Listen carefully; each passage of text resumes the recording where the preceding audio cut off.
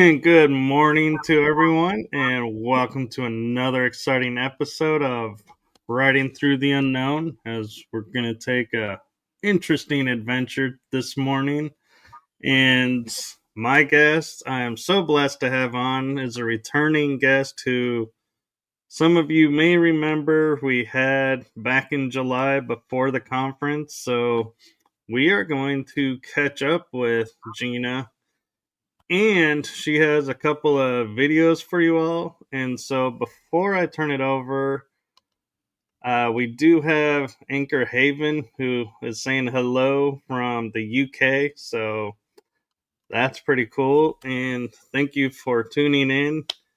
And I'm going to turn it over to the one, the only, super amazing host, Gina Virginia Casella. Thank you so much, Michael. I'm glad our time change worked out today. We've got snow here now, so let us know in the comments if you've got snow as well. Hi, Anchor Haven. Thank you so much for joining us. I'm looking forward to spending time with you today. Usually I hang out with Michael doing gemstone readings, and today I'm going to chat with you about other services I offer. It's also an opportunity for you to ask me some questions. I'm pretty open, very relatable. But let me first show you the two little videos that I have, and then we'll just take it from there. Here's the first one.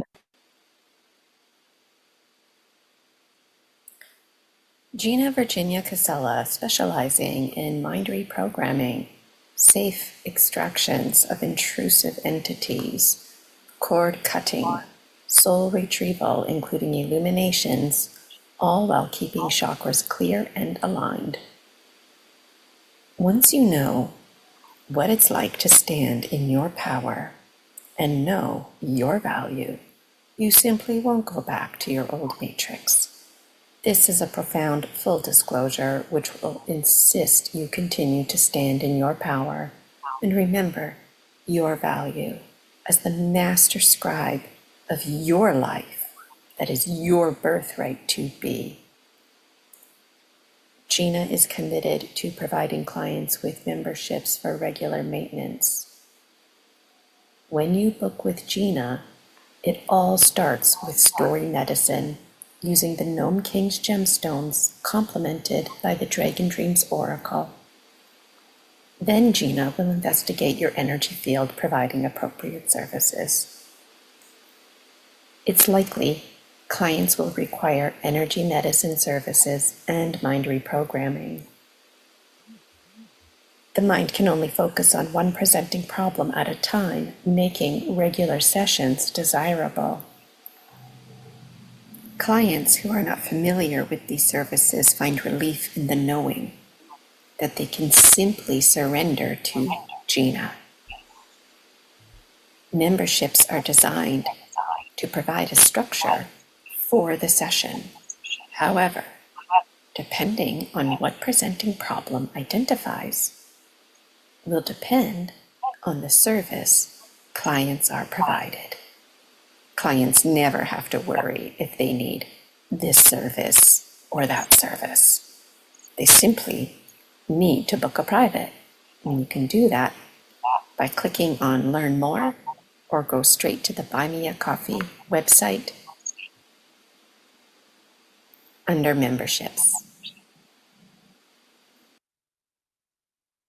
That was the first video, just a little bit of an introduction. And you know what? It's honestly nice for me to play a video instead of reiterating who I am, what services I offer.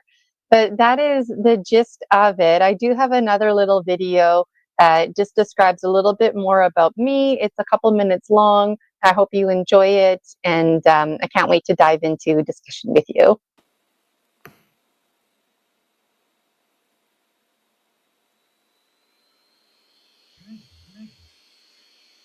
Hey Dragon Dreamers, Gina Virginia Casella here, your Dragon Star sibling and the one behind the Dragon Dreams Soul Tribe Collective.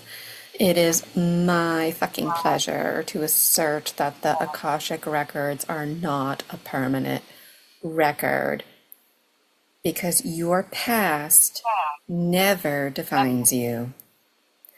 It brings me great joy and honor empowering others to know only you can write and rewrite your story. In fact, it's your birthright to do so, to make edits accordingly.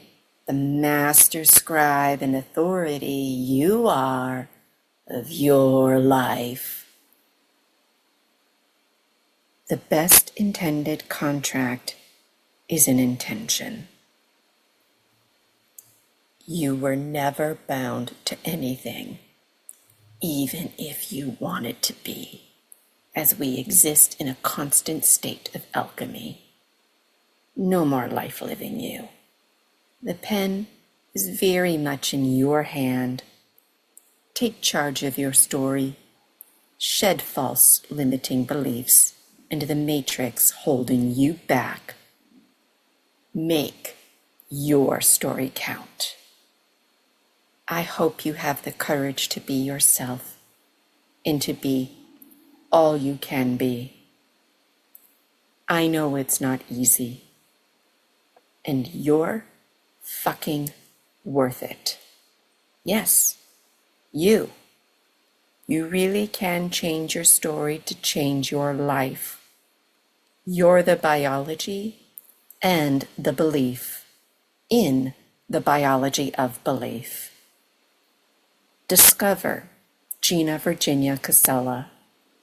I would love for you to join the free Facebook group, the Dragon Dream Soul Tribe Collective, and I would absolutely adore if you registered for one of my memberships. Dare to Dream. You can learn more, or you can go straight to the Buy Me a Coffee website and look under memberships.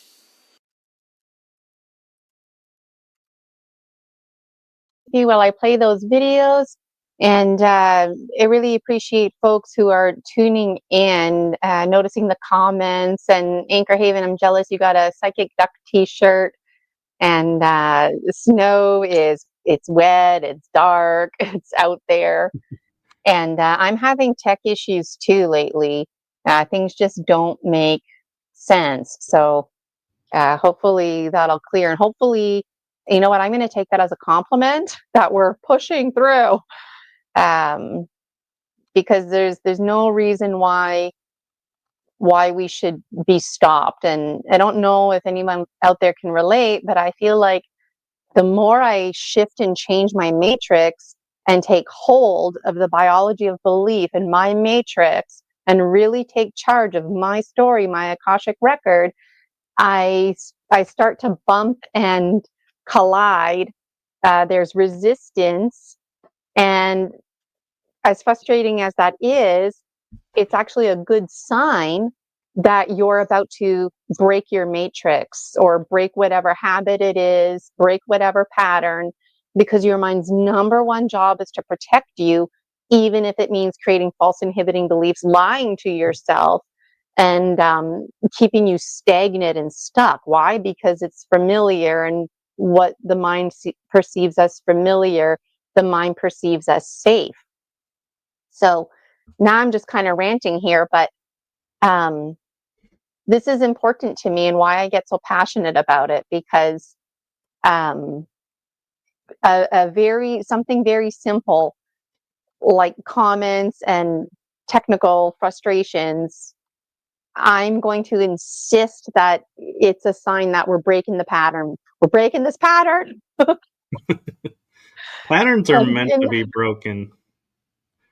They are. You know, we are not meant to be in the same pattern. You know, when it comes to blueprints and the original God source energy, I mean, the original, like very, very first blueprint, is that what you really want? No, you want an alchemized version. We're always in a consistent state of alchemy. So I always have tons to talk about. That's my problem. But if you're feeling it, Michael, let's keep talking about alchemy, because that's a big part of what I do. I help anybody who is ready to commit to making change in their lives. It takes a lot of courage. This business of the hero's journey, flying with hummingbird, being wingtip to wingtip with eagle condor, going through the motions, going through the medicine wheel of snake to jaguar. It's very healing, it's very therapeutic, but it's also very triggering. And that's the thing about healing. It is messy, okay? It's messy. And that's why I'm offering a collective membership and the privates. So there's something for everybody, because I know we're all moving at our own pace. Some of us are moving faster, but then depending on what's going on, we need to slow down. Terminology, dark night of the soul.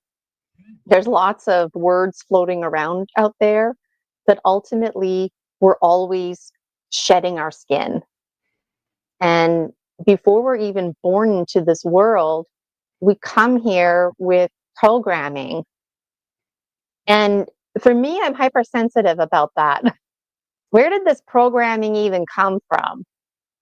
The life between lives. Ooh, that's a hot topic for me. This business of contracts and Akashic records. You know, I was completely brainwashed like most of you. And I have the humility to recognize that a large part of me is still brainwashed very much because of the programming that I was born into this world with, the confusion. Whether I played a direct role in my contract coming into this world is a whole separate conversation, but I came into this world with some kind of knowing. I was born into a family. There was a buddy system established. Questions upon questions arise. Children are in survival mode. You know that expression, the terrible twos? Well, of course they're terrible. You know, you've got children who are people, right? Little folks that can't communicate, and they're in a house with people that may or may not be treating them well, who are imposing subconscious programming, right? So even the best well-intended parents out there imposing ideas onto your child. And what ends up happening is eventually your child grows older and starts making their own connections. But what's interesting is by age 5, you're the person you are for life. So you know that expression, you can't teach an old dog new tricks? Well, you can, right? You can. But the old dog is totally not going to be learning like the rest of the puppies, right?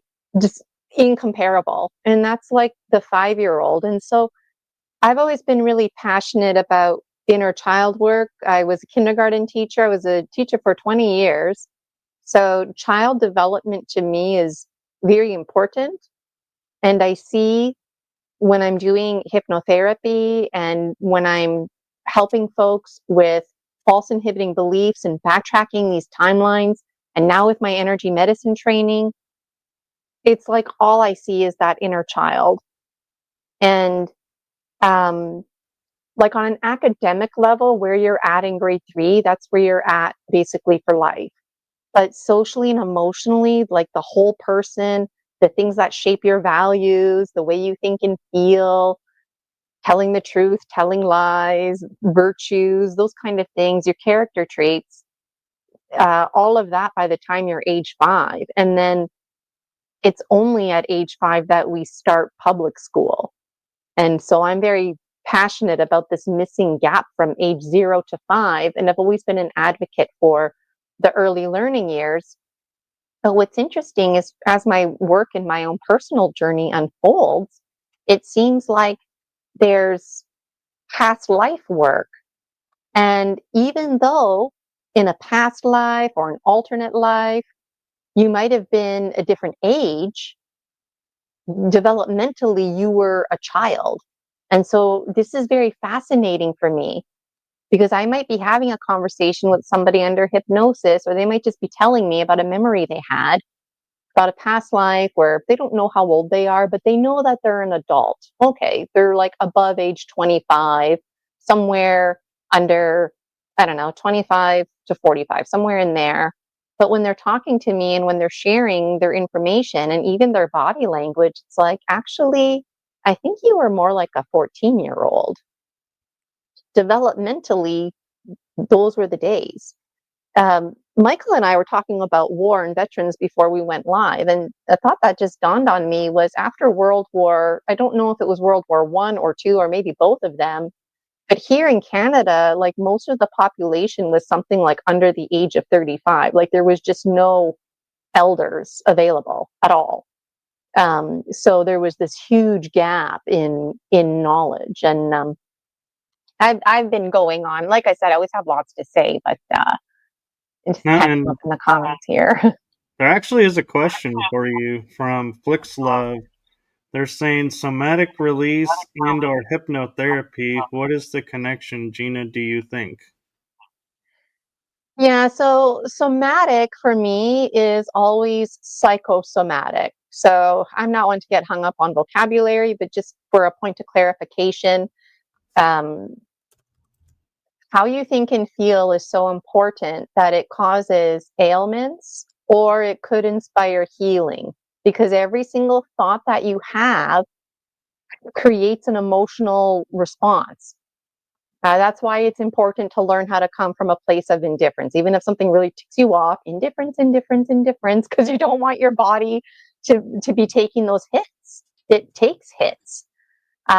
So the psycho, like the psychological part of you, creates somatic, like the biological going on. So psychosomatic health basically means placebo effect, like you know when you take a sugar pill but you don't know it's a sugar pill and you still reap the benefits. That's exactly how psychosomatic health works. It's like there's nothing wrong with you, but because of the way you think and feel, because it's negative, you start to get physical ailments in your body. It starts up here with your thinking, and then it gets expressed. And this, if I'm understanding your question correctly, absolutely 100% goes back into past lives. It, you know, entities, okay, ghosts, spirits, demons, intrusive entities that have absolutely no business in your energy field, okay, they're there. No business being there, right? So just when you think you've extracted one, I learned there's entities within entities. Yeah, entities have entities. Like it's just never ending, this onion layer, that there's a point to be made. Again, not to get hung up on vocabulary, and who knows, maybe in 20 years from now, next time I chat with you, I'll call it something else. But right now, at least in the life and times of me, Gina Virginia Casella, there's these things called affinities. So if you picture an egg around you and your energy field goes way out, all the way to outer space, right? It just goes on and on. Well, at some point, it ends. And ideally, it bounces back at us. And that's the projection in the world that we see around us. And it's like a comet or a whale. It just migrates in the pattern, cycles and cycles and cycles. So until you clear the affinities, like the very tips of the very end, when the energy and everything goes out, it goes out. But when it comes back, the same thing is coming back. So unless you engage in mind reprogramming, good luck losing weight or dealing with your skin rash or whatever it is. And I know that sounds frustrating. And that's exactly why we need to have these conversations. You don't need to be losing your mind. You don't need to be pissing away your money, beating yourself up because, for example, you're trying to lose weight and you can't because you don't know any different, that you have a false inhibiting belief.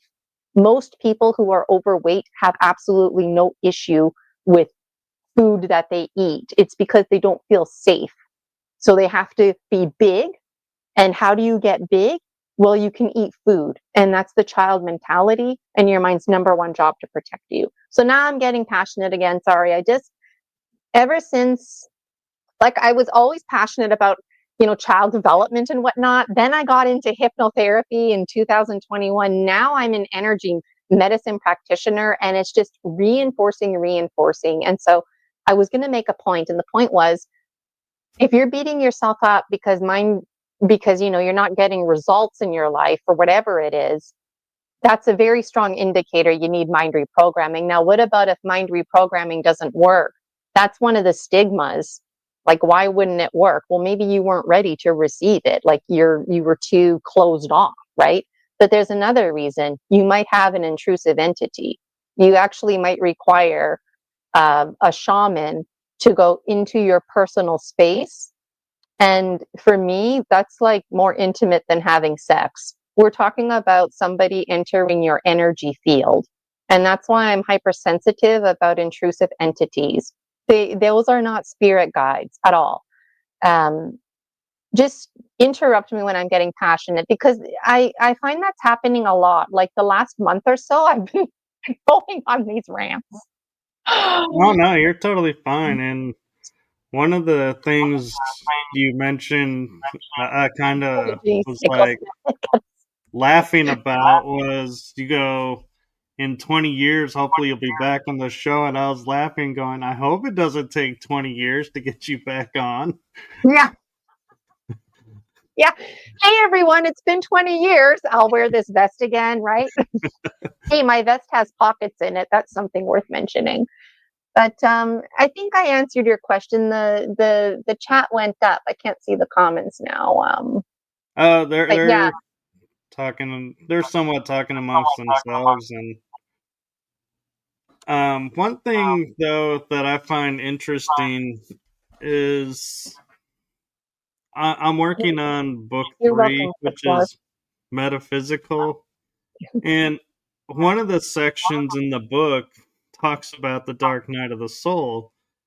And you brought it up, and to me, it's not this thing to be afraid of. And so I kind of, instead of really getting into it, I tried to make it so that it wasn't something to be afraid of, that people would understand more that it's just a process and not to be feared. And so I'm hoping that that translates through, and that people understand that, because terms like shadow work, dark night of the soul, everybody puts a dark connotation on. And to me, they're really not when you look at what they really are. Yes. Yes. In a very generalized way, like before all of this unfolded in my life, I've heard about the dark night of the soul, and I just interpreted that as negative times in your life, like dark times in your life. But then it's like the dark night of the soul, it's like all souls have dark spots in them, if you will, for all different kinds of reasons. And this brings me to another passion that I have. We're a story species. So our logical mind and our subconscious mind are always trying to communicate with each other, right? So the conscious mind needs a structure. It needs a beginning, a middle, and an end. It requires themes, archetypes, shoe boxes, if you will. And then the subconscious mind pours information, no different than cake batter, going into this tray, into that pan, and you get different shapes. The subconscious mind doesn't understand that you're making a dozen muffins or 24 mini muffins or maybe a banana shaped log cake. It just understands pour the batter. So we have to train the subconscious mind just to give us the batter. And then we have to train our conscious mind to put that batter and organize it for us. And so what I'm trying to say is that the dark night of the soul is a beautiful metaphor for the hero's journey. And that's the whole point of the hero's journey, is to provide your conscious mind, the logical part of you that has a very strong impact, like the 5% of you. 5% is not a lot, right? The 5% of you is the conscious part of you that is engaging with this world right now. The me talking to you, Michael and I on the screen, this is all conscious mind. So this 5% is pretty powerful. That other 95% we can only access in REM, when we're experiencing rapid eye movement, when we're dreaming, or if we're like, driving our car and we get lost in thought and we end up at the mall. That's where we were going, but we arrive at the mall and we don't even remember, really driving there because we were experiencing that timelessness. So it's really special because the dark night of the soul provides that beginning, the middle, the end. And as your journey unfolds, you meet people, you meet guides, wizards and whatnot. It sounds exciting, but ultimately it's folks like myself who can provide you with transformational services. So the dark night of the soul and working with shadows, it's a good point that Michael makes, because you know what? I've had spiritual experiences my whole life, and I used to be terrified of ghosts and spirits. Like, I don't watch alien movies. Forget it. Horror movies. A lot of people are surprised to hear that, but those who know me, like ask anybody who knew me growing up, forget it, because I believe that stuff and it does mess with my head. And when I was a kid, I would watch TV. Well, was I watching TV or was TV watching me? Because I'd fall asleep watching Care Bears and stuff like that, right?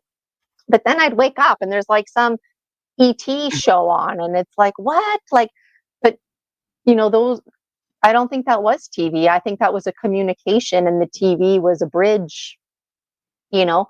Um, but what I'm trying to say is that you don't have to be afraid of doing this work. This work is messy, and I feel like once you start peeling the layers away, you really enter the what I call owl territory, owl medicine, because so many truths get revealed to you that just don't line up, that are not in right relationship with you.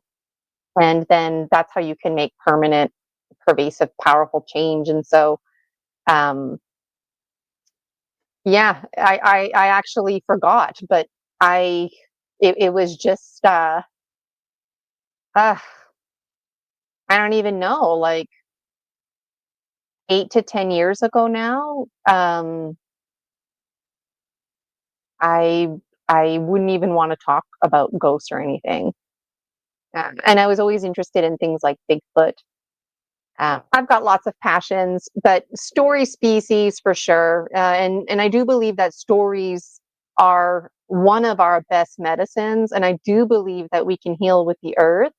And each one of us, a walking, talking piece of earth, a Pachamama, a walking, talking tree in our own right. So we heal with each other. Like, we can heal with the earth in terms of going to the water, healing with the elementals. We can engage in things like fire ceremony, like literally heal with the earth in that way, heal with the earth and the foods that we eat and whatnot. But also an important point to be made, that we forget that we're the earth and we have our own sovereignty. And knowing how we think and feel is so important. It This drives me to really pull in the Dragon Dream Soul Tribe collective, because there's a lot of us out there, you know? And one thing too that talking about story medicine, Mm-hmm. working on the book, when I was writing about like the shadow realm and shadow beings, I sat back and actually found myself going, what is a shadow? A shadow is the balance of light and dark. Mm-hmm. Because when you're in the darkness, you can see shadows because of the light, but they're not light in the fact of I can see them like this.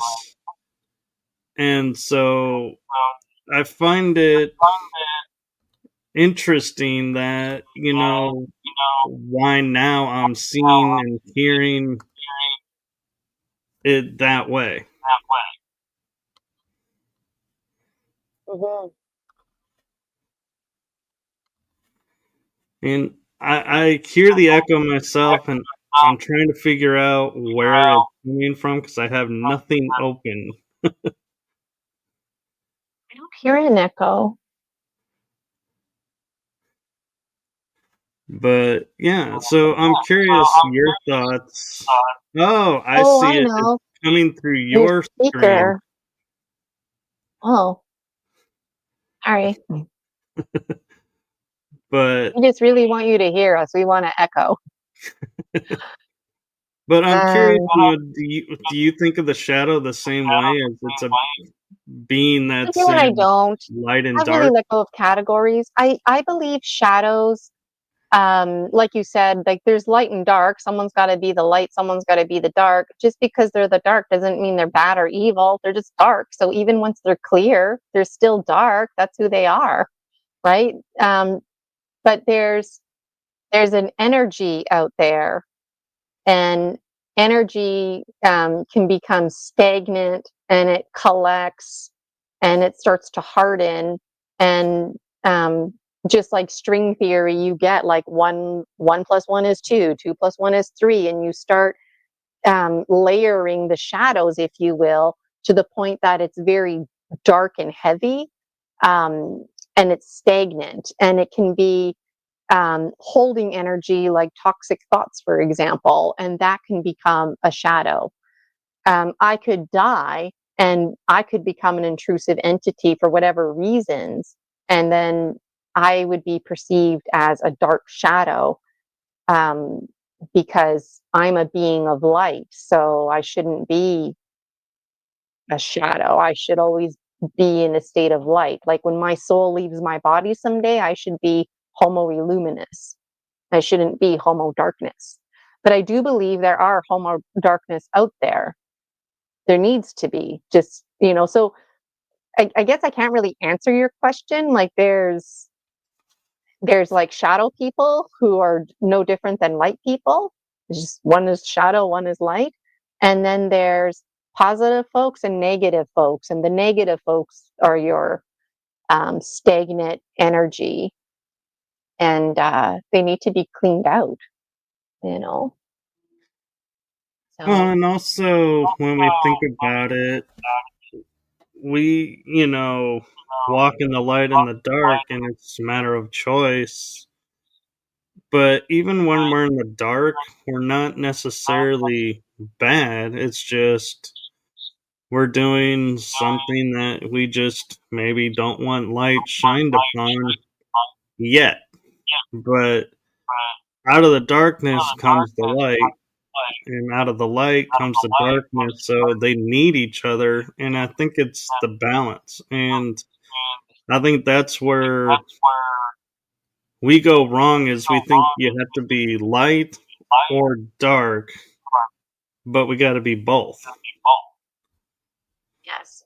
Yeah, we're yin yang, and sometimes we have a need to be more yin, and sometimes we have a need to be more yang. Like my dreams always present these figure eight shapes to me, and one circle is always smaller, one is bigger. But sometimes that figure eight will twist and just make a nice big circle. But then it transforms into binary codes, into ones and zeros. But when you were talking, it made me think about my books, which conveniently I have right here. Got Getting quite the heavy, folks. library there. There's 8 of them, and I've got a suitcase here beside me full of more dream journals.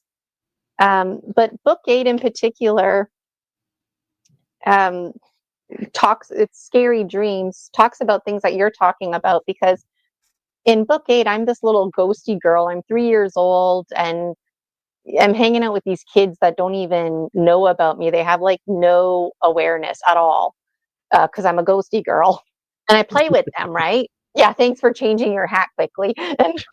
um, and so these Luciers come in and they kill the children, and the story goes on. But then when the children are deceased and the Luciers are gone, the Grim Reaper comes to collect their souls, and I start chatting with him. And I'm only 3 years old, right? Like, even I forget, I'm only 3 years old. I'm a ghosty girl. But like, developmentally, I'm ahead of my time as this ghosty girl. But anyways, the Grim Reaper and I have a really intriguing conversation because I basically wonder about things like who's the good guy and who's the bad guy. I wonder about things like, if I could do this, then how come I can't do that? If I can shapeshift, how come I can't shapeshift into the Grim Reaper? He's a big guy. He can beat up the bad guys, but even the Grim Reaper has to have morals and healthy boundaries and whatnot. But the point is, we talk about sustenance, and the conversation, it shifts. It's not about the good guy or the bad guy. It's about sustenance and food source. And so the light folks, the dark folks, all folks require some kind of nourishment. So who's to say who are the good guys? Who's to say who are the bad guys? And when I think about, like, planet Earth and our solar system, sea and sky once upon a time used to be one, and then they separated. Like, I think about conversations and stories that I've had and heard where a lot of folks believe that we used to be vampires. And I totally understand and appreciate why folks would think or feel that way, because we came from the darkness. We didn't even have eyeballs. We were once upon a time bacteria, mycelium, microorganisms, right? Like, very simple. So how do we fit into this greater ecosystem of dreams and past lives? And so, yeah, I've written 8 books, and it talks about my spiritual awakening, interesting dreams that I've had, and how my dream life and my waking life are bridging together. And it's only the past year-ish that I'm really seeing it. And there's some content in here that makes me uncomfortable. Some of it is very lighthearted. It's encouraging. There's lots of beautiful messages. But some of the content talks about, like, Jesus and the ancient Egyptians and things that went down. And I'm just like, why is this information coming to me? Like, sometimes I feel like I'd like to think I'm that creative, but like, where, why? And like I said, I still have a suitcase full of journals to publish. So I have stories to tell. And going back to my comment earlier, like, I don't watch scary movies. And so every now and then when I'm speaking, somebody will be like, well, how did you know that? Weren't you talking about that movie when this happened? And I'm like, no, I don't know that movie. I'm too scared. I don't watch movies like that. And I saw your comment, Michael, that you think scary movies are funny. Oh, you're one of those people, right? Well, I dare you to read Scary Dreams. It's not bloody and gory, but I think this is terrifying. There's 3 stories in here, and one of them talks about black sand. So there I am as a kid, falling asleep to Care Bears or whatever, something like that, right? Good old Rainbow Bright days. And then I wake up and there's some ET doing surgery. And to make a long story short, the woman just turned to black sand, and the way the sand slammed hit the table, like, it was really scary. And I don't remember how old I was when that happened, but I was probably like 7, 8, 9 years old, somewhere in there. And I remember at that time, people were talking about death and cremation. And I was like, oh, yeah, yeah, like black sand. Nobody knew what I was talking about. And I remember people clarifying with me ashes. And my parents smoked cigarettes. And I was like, I understand ashes, like cigarette ashes. And then there's ashes because we would go camping a lot. That's not what I'm talking about. I'm talking about black sand. And then it wasn't until a handful of years ago, I completely forgot about this black sand business. I was watching Gaia. I don't even know who was speaking, but somebody mentioned black sand, and then my memory came back, and I captured it in here. So that's an example of like a thought that I had that I don't know where that thought came from, and then somewhere else in the universe that thought was reflected back, and it freaked me out. So it freaks me out what other thoughts. And I talk about the Homo sapiens being on the menu. I talk about different kinds of ETs. Some ETs, they're just like wild animals. They don't understand. They're looking for meat. Yeah, you're a nice looking piece of meat, Michael. Gonna put you on the barbecue tonight. It's nothing personal. Yeah. But I just want to take a second and say when I say that horror movies are like comedies to me, is when I watch them, even as a kid, when I would watch them, whenever they would run towards, a trap, my mind is like, why are you doing that? That's where the trap is.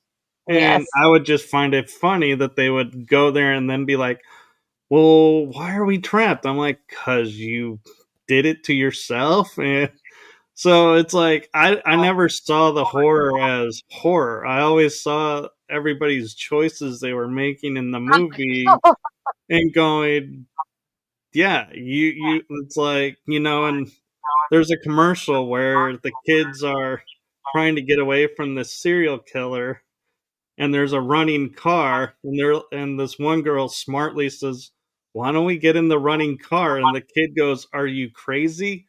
We should go hide in the shed full of knives." It's like, yeah, that's horror movies. They make the dumb choice. Yeah. Yeah. I can appreciate the comedy in that. Like, actually, remember that movie Scream, and then they made like Oh parody yeah, movies. Like, at the time, I was watching those. That was like kind of where it ended for me. But I'm telling you, like, life is just like Scooby Doo. And I forget which book. It might be this one, but somewhere here I talk about that. Like, the mind's number one job is to protect. And every episode of Scooby Doo, they always blame it on the monster, right? And yet, how does right. every single episode end? It's a person, they're wearing a mask, and it's not just anybody, it's somebody who was in a position of leadership who was directly involved, right? And we see this theme, story species, story medicine, we see this time and time again. Now, the thing about story medicine, like, I can talk to you about my books and sharing and experiences, and it's very positive and healthy, right? Especially when we've all been experiencing the same type themes in our lives. But at what point does story medicine become toxic? Because that's all you do is stay stuck in your story, right? So that's where the healing piece comes in. So when you book a session with me, because I used to see a psychologist, and I do believe that there's a time and a place for a psychologist, but I'll probably never see one again in my life, or a psychiatrist, because I believe in uh, these services with like psychic healers and energy medicine practitioners, and the themes that come from them, and that it's not just like talk therapy, it's story medicine. So when you book a session with me, like, I need to talk to you for a little bit so I get an idea of what's going on, but also because the mind can only focus on one presenting problem. Like, when I'm doing a live gemstone reading, it is what it is. But when you book private with me and you see me regularly, we have like an ongoing theme, an ongoing goal that you work with. That's where the story medicine is powerful, and you get insight from the Gnome King's gemstone. So something might come up where you're like, ooh, like that came up, and it's like, yeah. Or maybe something didn't come up, but then it's followed by healing. So same with hypnotherapy. I know a lot of folks out there, they're just dying to book a session because they want me to regress them into some past life, and what? Fall down some rabbit hole where what? I feed your ego, where you were some glorious god or goddess and you had everything and you were like almighty and this and that. Oh, okay, great. Well, did you know that your mind's number one job is to protect you? So if you're paying a hypnotherapist money to do that kind of stuff, straight up, you're not helping the stigmas. because that's a stigma. Going to see a hypnotherapist and they take you down fairy tale lane and they tell you all the things that you want to hear, right? And you, the ideal client, well, it's coming from you. So you're basically, you don't have to pay a hypnotherapist, but you need your own validation, I guess, is my theory. I don't know. But the point about hypnotherapy is to identify, before you undergo hypnosis, to identify a presenting problem, and knowing the mind can only focus on one presenting problem at a time. That's the power of the story medicine. It's a quick sift through. It's not meant to be ongoing talk therapy where you're staying. No, I just need some tidbits, and then bam, I perform my energy medicine. If I feel like you need mind reprogramming, then I'll recommend that to you. I was just getting passionate again because you don't have to stay stagnant. And if you're going to see a hypnotherapist, please don't see somebody that's just going to hypnotize you and leave it at that. There needs to be some kind of healing involved, because the point of hypnotherapy is to take that presenting problem, identify the blueprint, smash it, and then replace the program with whatever new programming is what you desire. Because I hear a lot of stories of people going into past lives and they learn this and that about themselves. And it's like, are you feeding your ego? Are you filling in gaps?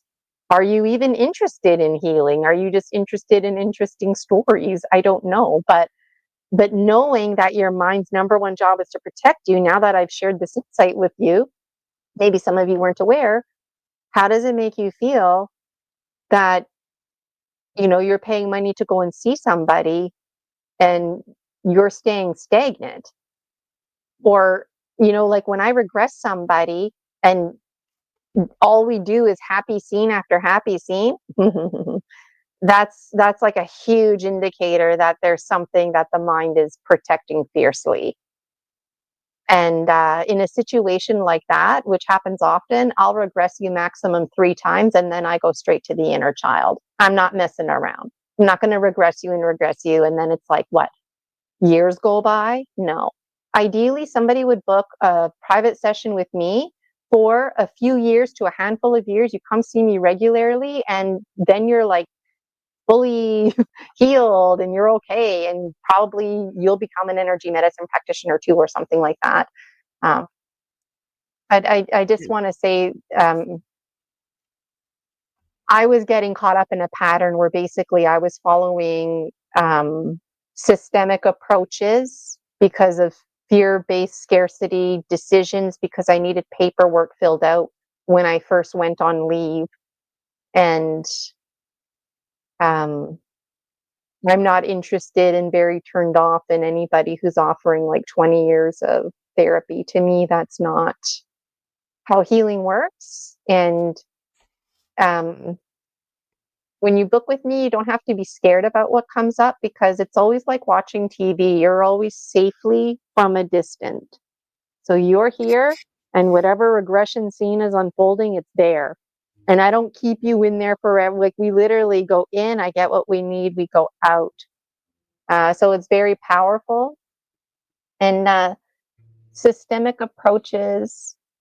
Is that get the matrix out of me? Yeah, so like classic case of a systemic approach is folks who grind their teeth. Dentists will tell you to get a what's it called? Mouth guard. A mouth guard. Yeah. So you put it in your mouth at night. Does that stop you from grinding your teeth? No. Well, why are you wearing it? Because you're still going to grind your teeth, and instead of grinding your teeth, cracking your teeth apart, you'll do the damage to the piece in your mouth, right? Okay, well, that's a systemic approach. That's like putting a Band-Aid. Like it's not going to heal you, right? Right. But if you talk about why you're grinding your teeth and see a hypnotherapist, then you can reprogram your mind. You can figure out what is causing you the stress in your life that is causing you to grind your teeth. So under hypnosis, I would ask you, like, when was the first time you felt like you needed to grind your teeth? And you would take me there. And if you don't, you've got 3 tries, and then I'm going to see the inner child. And visiting the inner child is always such a lovely experience. Everybody always bawls their eyes out. If not right away, eventually they do. And Yeah.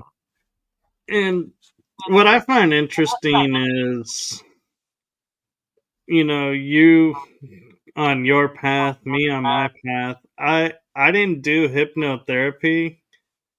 I did a technique called timeline therapy.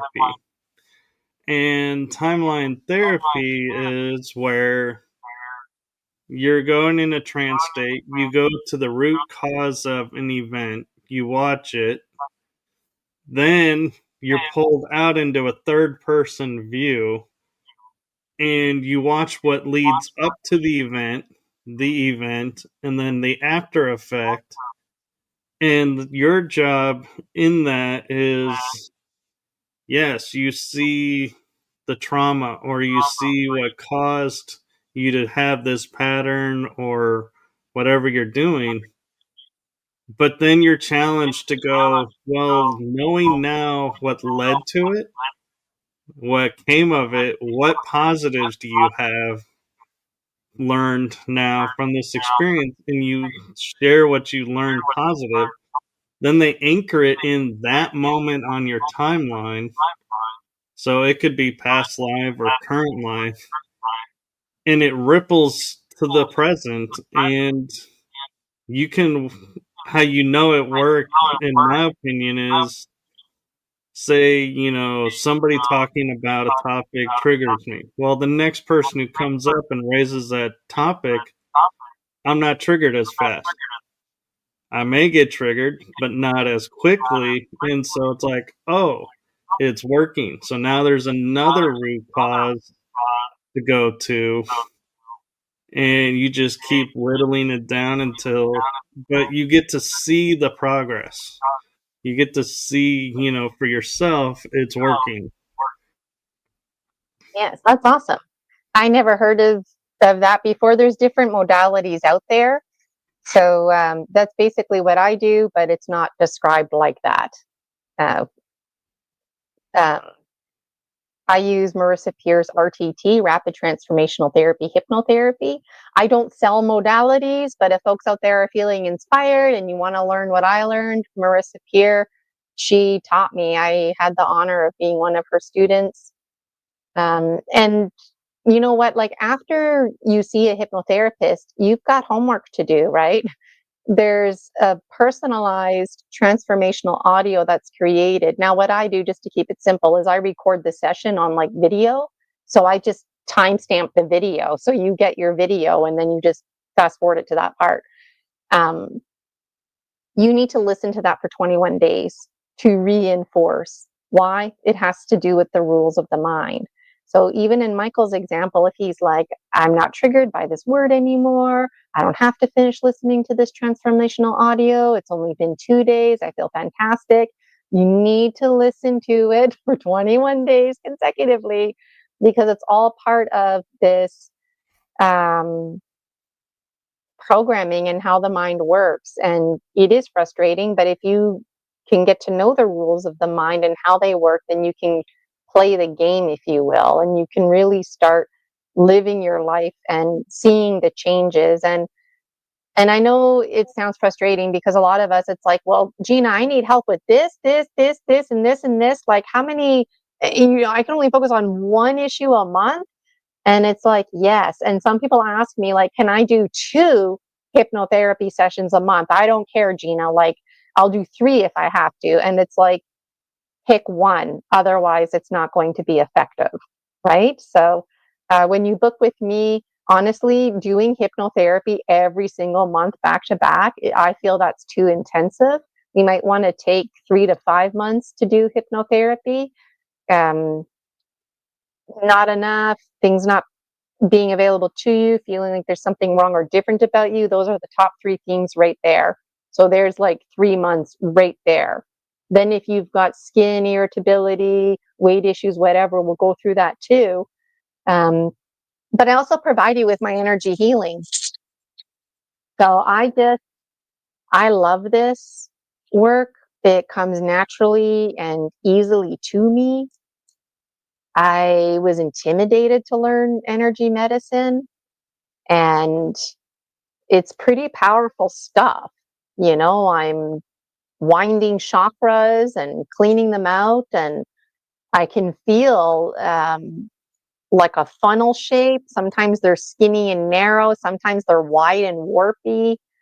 And going back to intrusive entities, I made the investment. I got myself one of these special crystals. This keeps me safe, it keeps you, the client, safe, and it keeps the intrusive entity safe. So, what is an intrusive entity? Well, an intrusive entity, as mentioned before, is an energy in your energy field that has no business being there. It is not a spirit guide. And they're intrusive because they are living off of your energy. So it's parasite status. This is not a symbiotic relationship. So it's not like in the movies, but basically we go through a little process and we pretend that we hold hands. It's very remote. We do it right over line, just like this. And the entity, usually it's on board. It didn't know it was an intrusive entity. It goes right down your arm, right into this crystal. And then my hands get super, super mega sweaty. And I don't we all get sweaty palms, right? But I'm not like a sweaty type person. And that's like my little signal. So I wonder, any other energy medicine practitioners, what happens to your body? It's different for all of us. And that's how I know the intrusive entity is in here. And then after the session, I'm pretty quick. I got my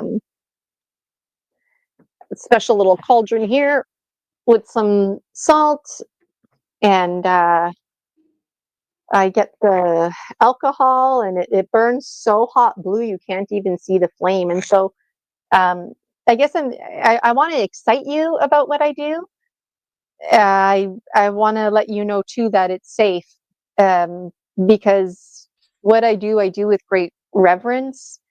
And there's some things that are flexible, but there's some things that they really need to be done a certain way. So if you have an intrusive entity, this is what my tool looks like. If for some reason I lost this, or somebody stole it, or I dropped it right in the middle of my session and it cracked, then I become the tool.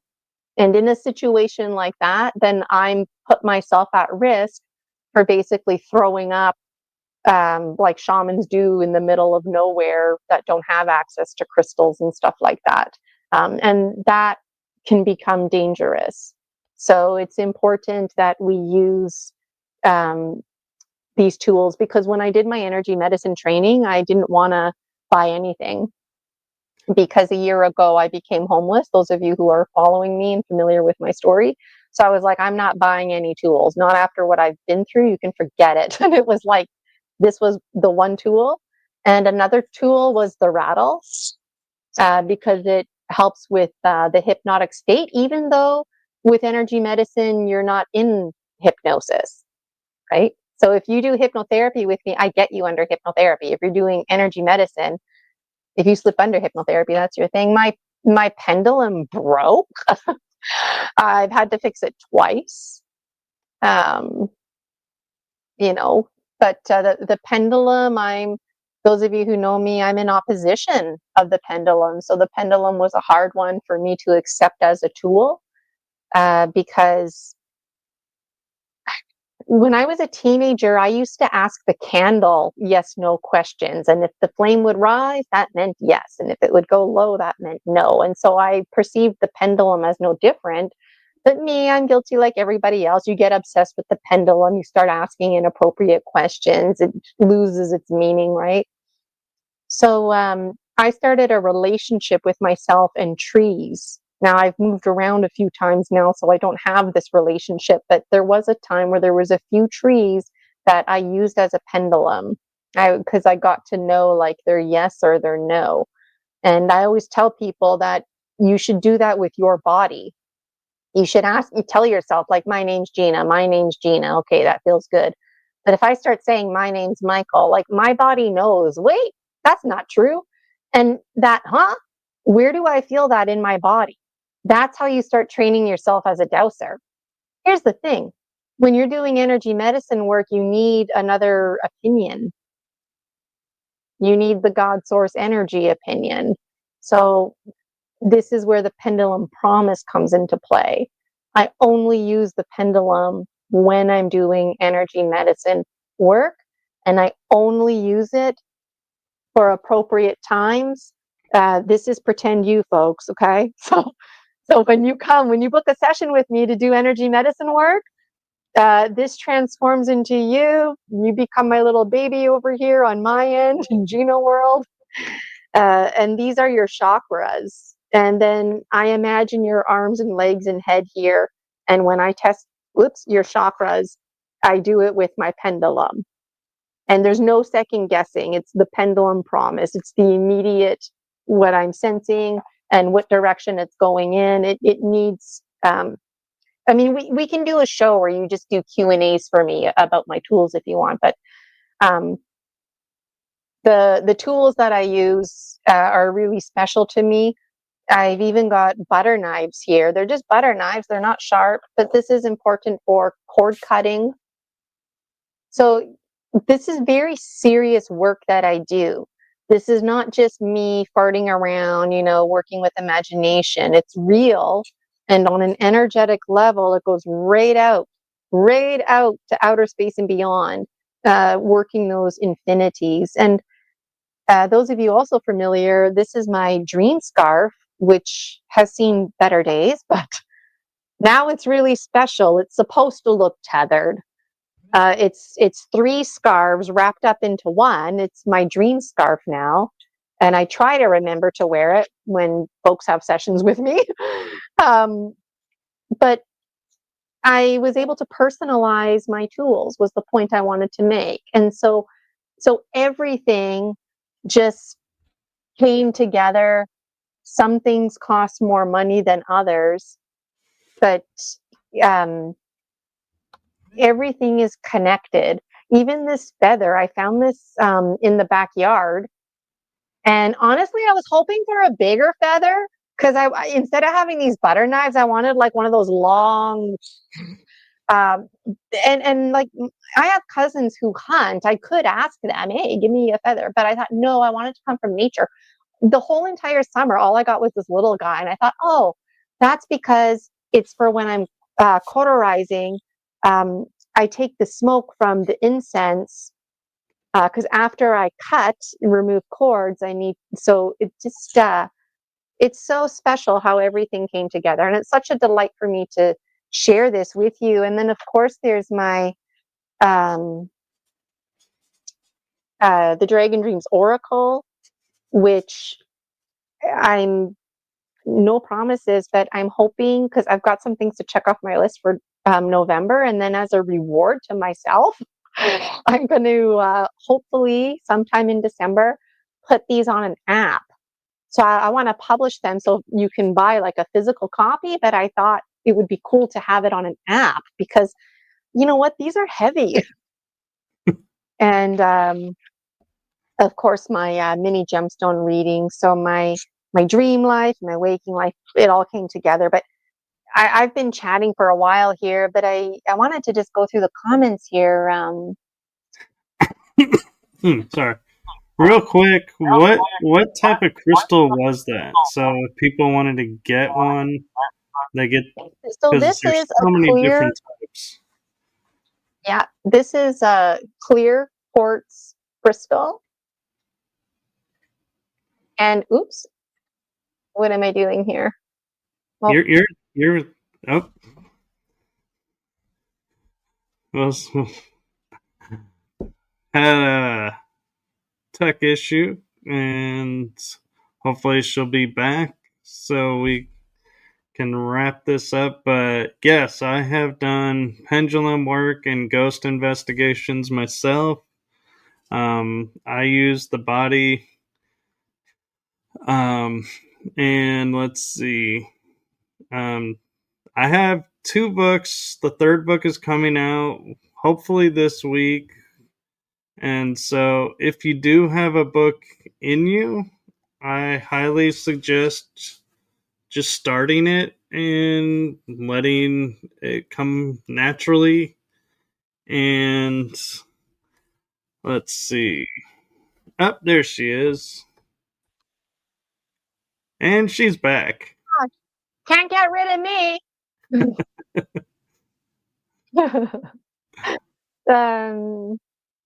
Did I miss anything?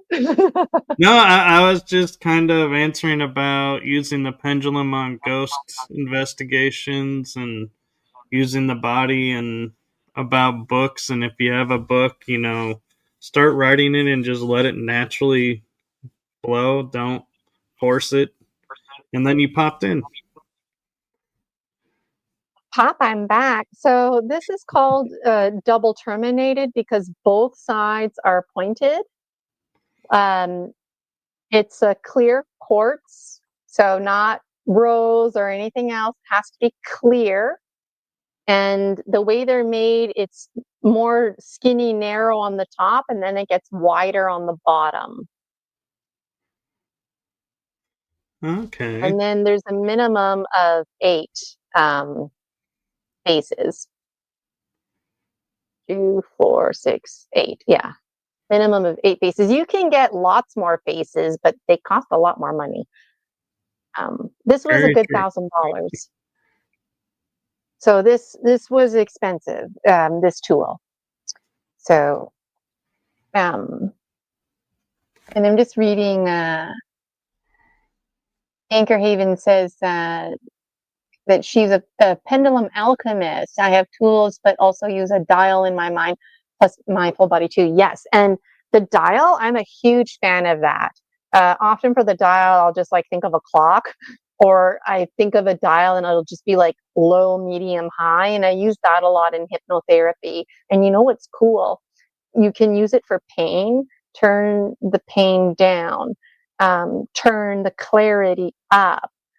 In hypnosis, I've had people in their childhood, they hear like the adults talking, but they can't hear the words. So I'll tell them under hypnosis to turn up the dial in their hearing, and they hear. And I'm like, whoa, whoa. And I think it's because when they were a child, they heard, but their child mind understood it was not appropriate, or the information wasn't safe information, and so it caused them to turn the dial down. So really, we're not turning it up, we're just resetting it. Yeah, I think and that's really interesting. what's interesting too, Gina, is I just remembered on the last Dreaming with Gemstone Gina, you mentioned that I had something coming up that was going to be a challenge, but then clarity and perspective were coming. I went to publish my third book, and the editor returned it to me and said there's not enough pages. And I was like, what? I thought I had more pages in the book than were actually in the book. And so this was on Saturday. Sunday, I was so wiped. I was like, I can't think about this, and was so blocked about it. And then Monday, I got clarity and perspective and started writing into it. And yesterday, I went from page 42 to now I'm on page like 76. So I wrote half a book in 2 days. That's awesome. When the information's there, it comes pouring through. The channel is open. And a story like Michael just shared, like, please share that in the free Facebook group, the Dragon Dream Soul Tribe Collective, because I tell people that, or I forget to, because every now and then somebody will post in the free Facebook group, the Dragon Dream Soul Tribe Collective. They'll say, hey, Gina, you gave me a free mini gemstone reading, and this is what unfolded. And I absolutely adore hearing those stories. And for what it's worth, I'm having a hard time getting testimonials. What's interesting, people tell me straight up, it's just too personal. It's too personal. that they don't want people to know that they went through this process, or like they just, I gotta respect that. So, like think I it's the think it would be stigma. great if I had somebody, like just in the free Facebook group, and I love doing those mini gemstone readings too. And just backtracking the comments here, Felix says, my problem is my soul choice ascension. Oh, because we were talking about the choices we make and where we're going, and Well, he was being funny about that.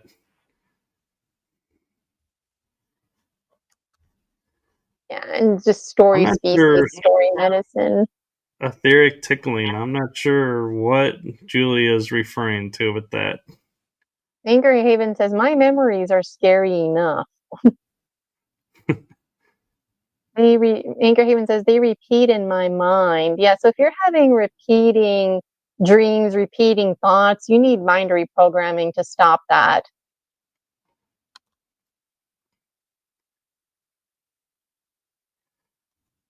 Yeah, Yeah, and is Julia Anchor Haven? yes. The public school teacher in me, all the names are a wash. Like, so Julia, yeah, the first Wednesday of every month, I'm live on Michael's show. It's kind of a new thing. So every time we start, there's like no viewers. And then, of course, now that we're wrapping things up, people are tuning in, right? So I'm confident people will. We've been doing a lot of collective gemstone readings. And then whoever is logged on, we do that. So yeah, there's tons of stuff to talk to me about. I'm even just when it comes to my own matrix, really holding myself accountable, no matter how radical it is. I'm just accepting radically so that I can be accountable. And going back to Hummingbird and the Dark Night of the Soul, see, that's what I learned. Like Hummingbird, at least for me, Hummingbird was like, oh, this like glorious Hummingbird.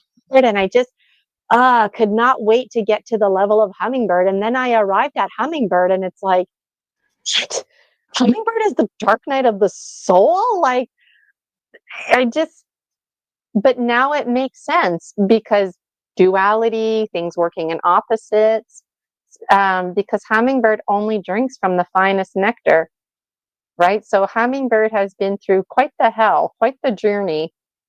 And nobody has said it, but I'm inferring that Hummingbird will not settle because Hummingbird knows its value. And that's where I get my little motto, know your value. And the synchronicities in my life, know your value. Even that little mantra keeps coming up here and there because that's the Hummingbird energy. Know your value.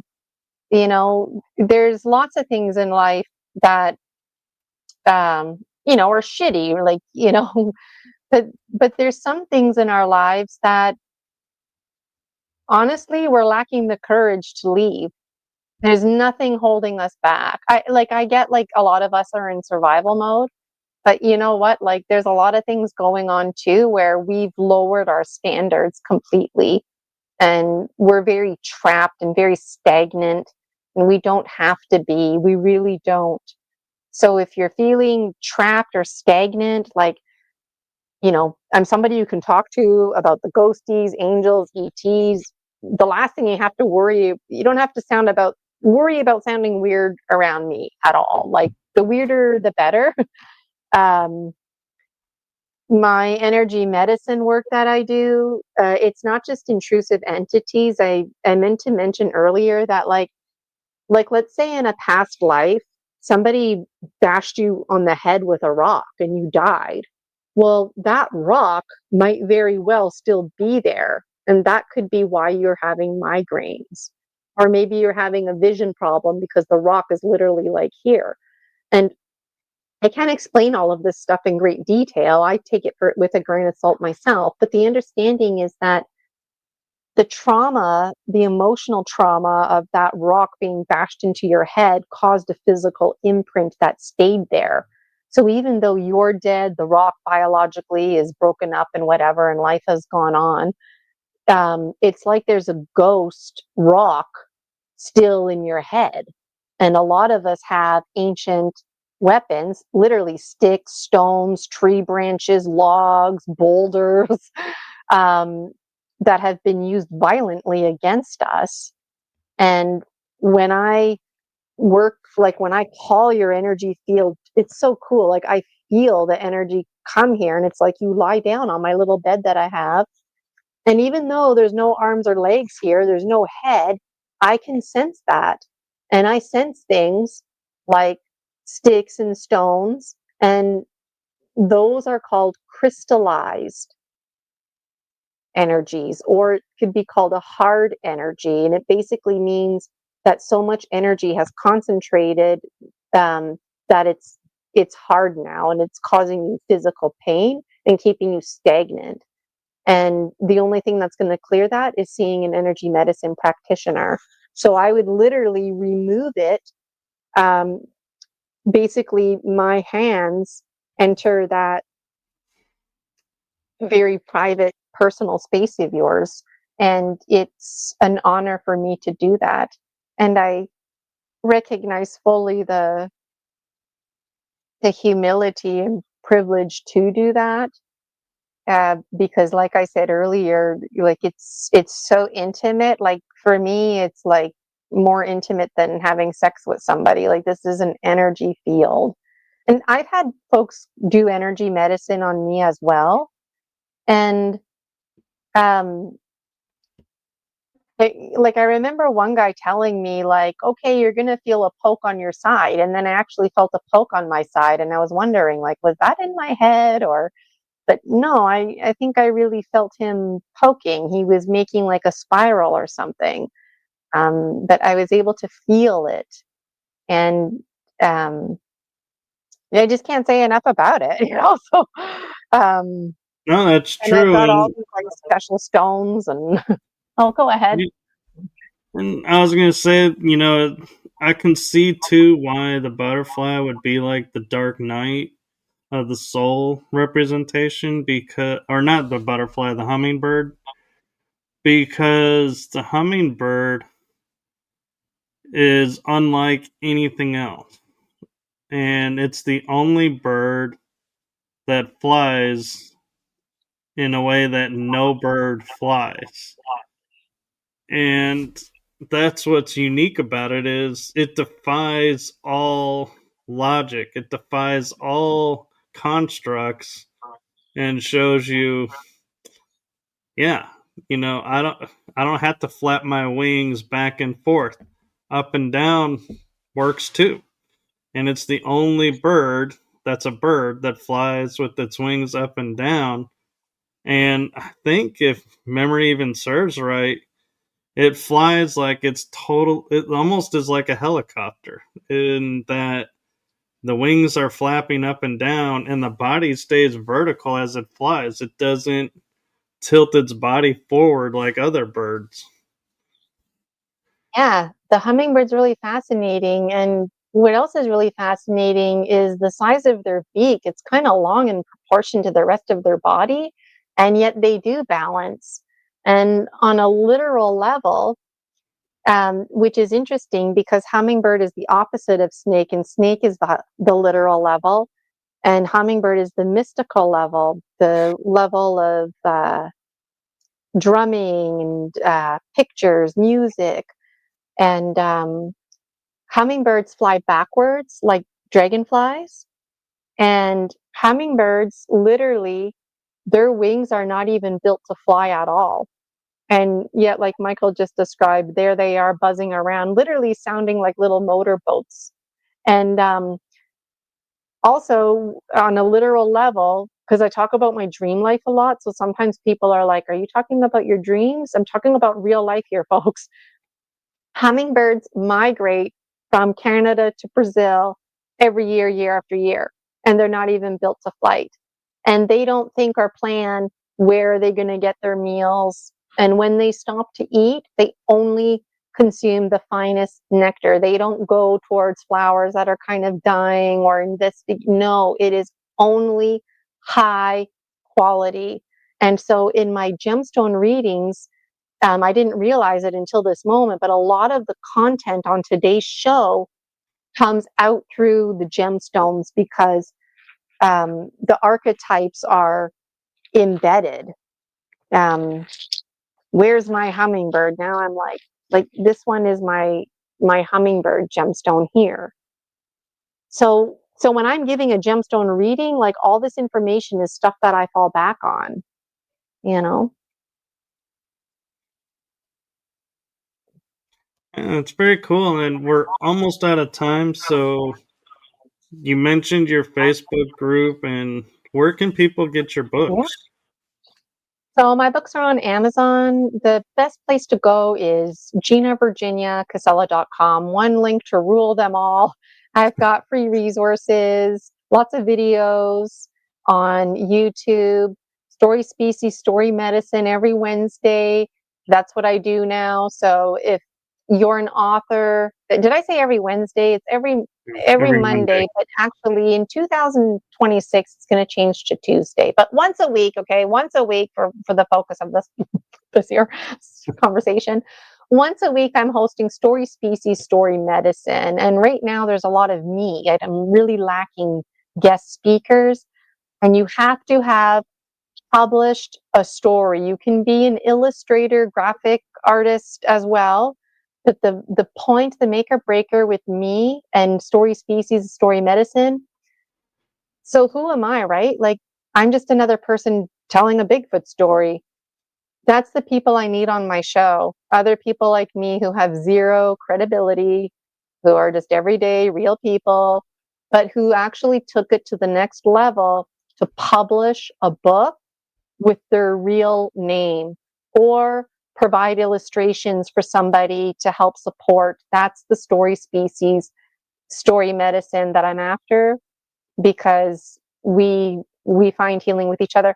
In grade 2, those of you who don't know me, so like I said, I had spiritual experiences my whole life. I continue to have them to this day, but there's one experience in particular that really like traumatized me. And I ended up in the special education classroom because that's how disconnected I was.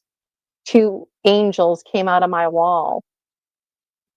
Those were not angels. Those were probably extraterrestrials and or a form of technology.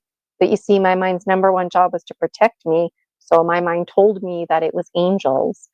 But the community around me, it was not well received, right? So what I understand how trying it is to be trying. I understand how epigenetics matters and how you can't control people around you. And I understand the value of having a soul tribe. And again, you don't have to worry about sounding weird around me. Even if you're like, Gina, I am a vampire. Good for you. Like, I'm interested in the healing part and the energy medicine work. And when you book a service with me, you don't have to feel overwhelmed if you need this service or that service. You just book the private, and then you know that you're going to see me consistently. And I'm going to provide you with story medicine so we can hash out a presenting problem to focus on.